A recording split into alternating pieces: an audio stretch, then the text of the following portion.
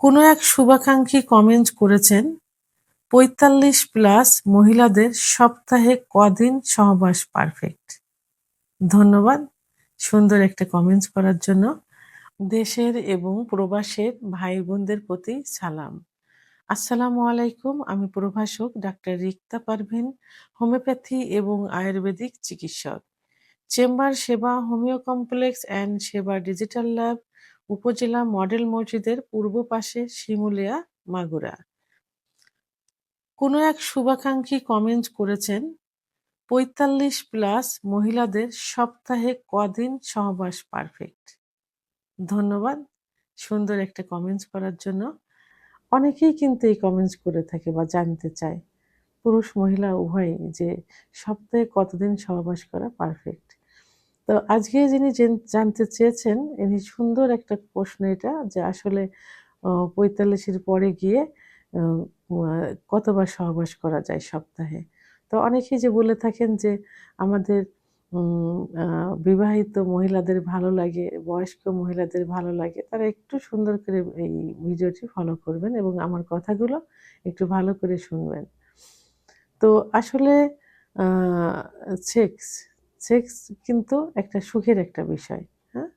তো স্বামী-স্ত্রী যখন সেক্সে লিপ্ত হয়, একজন আরেকজনকে সুখ দেয়, আরেকজন সুখ নিয়ে আসে। এটাই কিন্তু হয়। আর এই সুখের মিলনের মাধ্যমেই কিন্তু মধুর দাম্পত্য জীবন কিন্তু হয়। তো এখন বিষয়টি হলো যে সপ্তাহে কতদিন সহবাস করা যায় ৪৫ এর পরে যেয়ে। বিশেষ করে মহিলাদের ৪০ এর পরে যেয়ে কিন্তু অ আ মেনোপজের একটা বয়স চলে আসে, অর্থাৎ মাসিক পুরো বন্ধ হয়ে যাওয়ার একটা বয়স চলে আসে এই সময়। তো কারোর দেখা যায় ৪০ এর পরে গিয়ে ৪৫ এর মধ্যে হয়, কারোর ৫০ এর মধ্যে হয়। তো মেয়েদের বডিতে বিভিন্ন হরমোন থাকে। তো এই সময় হরমোনের বিভিন্ন তারতম্য হয়। যে তারতম্যের কারণেই কিন্তু এই সেক্সুয়াল সমস্যা হয়। তো এই সময় মহিলাদের বডিতে ইস্ট্রোজেন হরমোন কমতে থাকে। তো ইস্ট্রোজেন হরমোন স্বাভাবিক কমে গেলেই কি হয়? সেক্সুয়াল কিন্তু অনীহা চলে আসে। পুরুষের শরীরে যেমন সেক্স হরমোন টেস্টোস্টেরন হরমোন কমে গেলে যৌন অক্ষমতা আসে, মহিলাদের ইস্ট্রোজেন হরমোন কমে গেলে যৌন অক্ষমতা আসে। তো এই সময় মহিলাদের এই হরমোনটা কমতে থাকে। এর কারণে দেখা যায় সহবাসের প্রতি অনীহা চলে আসে। যে কারণে অর্গাজম হয় না। অর্গাজম না হলে কামরস আসে না।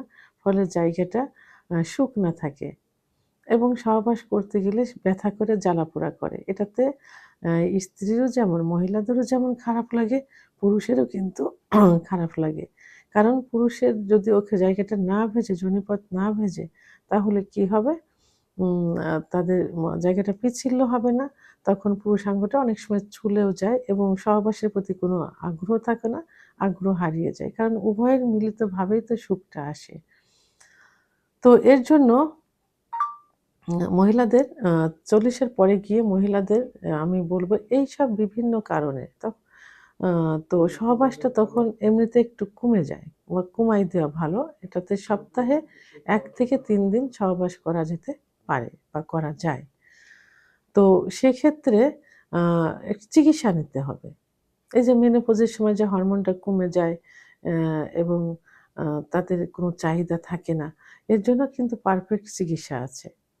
তো আ সেই চিকিৎসাটা গ্রহণ করলে এরা কিন্তু আবার স্বাভাবিক অবস্থায় পুরুষের মতো ফিরে আসে। তো এখন আ স্বামী যাতে বেপথে না যায়, খারাপ না করে, খারাপ পথে না যায়, পরকীয়া না করে, ২য় বিয়ে না করে, এজন্য নিজেকে সচেতন হতে হবে। সচেতন হয়ে সঠিক চিকিৎসা নিয়ে যদি সুস্থ থাকা যায়, শরীর ভালো থাকে, শরীরে শক্তি সামর্থ্য থাকে, তাহলে কিন্তু সেটা নিজের উপরে নির্ভর করবে। অনেক মহিলার কিন্তু ৪৫-৫০ এর পরেও কিন্তু মনে হয় না যে তার বয়স হয়েছে। তো মনে হয় যে সে ২৫-৩০ বছর বয়সের মেয়েদের মতো, ৩৫ বছরের মেয়েদের মতো। এটা সম্পূর্ণ নিজের উপরে নির্ভর করবে। নিজের বয়সটা কিভাবে ধরে রাখবেন, সেক্সুয়াল লাইফটা কিভাবে ধরে রাখবেন। যদি আপনার শরীর ভালো থাকে, মন ভালো থাকে এবং পর্যাপ্ত ক্যালোরি থাকে, হরমোন থাকে, তাহলে আপনি কিন্তু রেগুলারও কিন্তু সহবাস করতে পারেন। তো সেক্ষেত্রে কি করতে হবে? তো সপ্তাহে পারফেক্ট হলো সপ্তাহে ১ থেকে ৩ দিন সহবাসে মিলিত হওয়া। এরপরেও যদি মিলিত হতে চান বা চায়, তো সেক্ষেত্রে আপনাকে দুধ, ডিম, খেজুর, কাজু বাদাম, মধু, ঘি এবং সিজনালি সবজি, ফলমূল এগুলো পর্যাপ্ত পরিমাণে খেতে হবে। যাদের ডায়াবেটিস আছে তারা ডায়াবেটিস চার্ট ফলো করবেন এবং ডাক্তারের শরণাপন্ন থাকবেন। তো এখন প্রতিবার সহবাসের পূর্বে যদি আপনি ১ গ্লাস দুধ, শরবত, একটা ডিম, কলা খেয়ে নেন, এরপরে সহবাসের পরে যেয়ে যদি আবার এই খাবারগুলো খান, তাহলে যে ঘাটতিটা সেই ঘাটতিটা কিন্তু পূরণ হয়ে গেল। তাহলে আপনি 2nd টাইমে কিন্তু সহবাসে লিপ্ত হতে পারছেন। অর্থাৎ মাসে যদি ১ বার ২ বার অকেশনালি এভাবে রাত্রে ২-৩ বার লিপ্ত হতে চান, তাহলে এই খাবারের চার্টগুলো ফলো করলে সেটাও কিন্তু আপনি করতে পারেন। তাহলে আর আর রেগুলারলি সহবাস যদি সেটা কতবার সহবাস করবেন সেটা সম্পূর্ণ নির্ভর করবে আপনার শরীরের উপর। আপনার শরীরটা কেমন তার উপরে নির্ভর করবে যে আপনি কতবার সহবাস করতে পারবেন।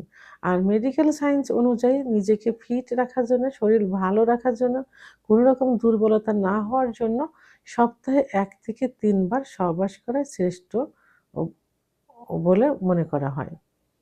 তো ভিডিওটি সম্পর্কে যদি কোনো মতামত থেকে থাকে অবশ্যই কমেন্টসের মাধ্যমে জানাবেন।